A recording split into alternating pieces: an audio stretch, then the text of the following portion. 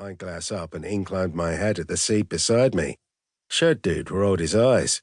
I shrugged. You win some, you lose some. Or maybe, just maybe, you won the small shit that didn't mean anything, while the things that made you burn inside got left in the dust. Shirt dude moved like a ghost and slid into the spare seat of the bar. Are you going to share why you've been staring at me for the last 10 minutes? A cocky reply had already formed in my head, but it stuck in my throat as his smooth, low voice hit me. Refined and cultured, like a newsreader, the kind that were on the radio when terrible things happened in the world. There was nothing terrible about him, though. Lord, no. Up close, he was even prettier than I'd first thought, ethereally so. His eyes were slate grey, his perfectly cut hair a cool ash brown, and those cheekbones, yeah, they could cut fucking glass. He smelled good, too, like charcoal and the kind of expensive cologne no fucker I knew would ever waste their money on. Wood, spice, musk, whatever the fuck it was, I liked it.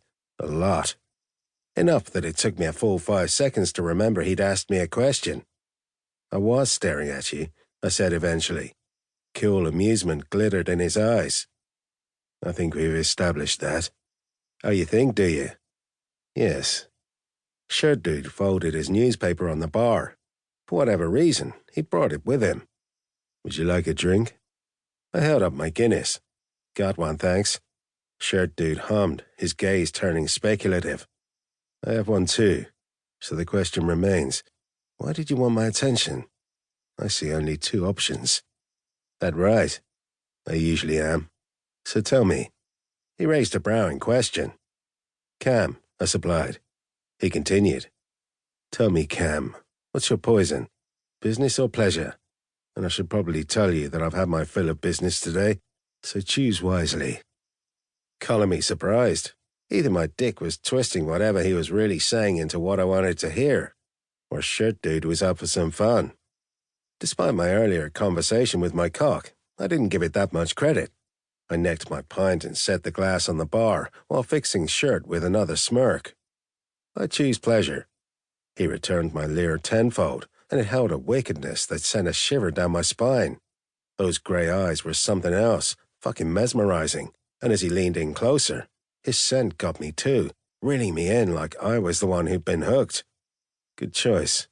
My home is across the street, but first, a warning. If you're planning on mugging me for my Rolex, I have some advice for you. Oh yeah? I licked my lips. Truth be told, though sizing people up was a kind of habit, I hadn't clocked his fancy watch. I'd been too busy drinking in the way his expensive threads curved around his knockout body. What's that then? Shirt dude's smirk turned predatory. Don't. 2. Cam. We left the pub. My hog was parked outside, but if this dude's place was as close as he said it was, I didn't need it. We wove through the humming city crowds without talking, and I was okay with that. I wasn't trailing him for small talk. Nah, I wanted to see what was beneath those dapper clothes, and I wondered if he was as curious about me as I was about him. I mean, damn, we couldn't have been more different. Did he pick up dudes like me all the time? Doubted it. There weren't many bikers out there living the life in the open. The old-timers at the club tolerated my wild ways because I kept their bank accounts fat, for now, and I had a council around me that would light them on fire if I gave the nod. A council of brothers. A goddamn fellowship. Mostly anyway. But I didn't want to think about politics right now.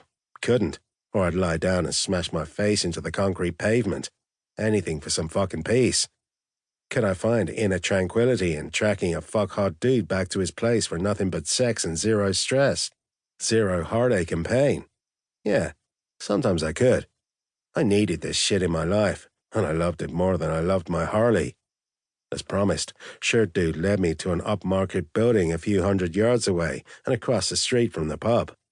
I took note of the address and tapped it into my phone, creating a location pin. I opened my contacts, and my thumb hovered, indecision warring with the need to return my attention to the pretty bloke in front of me. There are any number of brothers who had my back, but I took the easy option and sent the pin to my vice president. Nash didn't give 2 fucks where I was or what I was doing. He didn't look at me with smothered hurt in his gaze or his jaw set.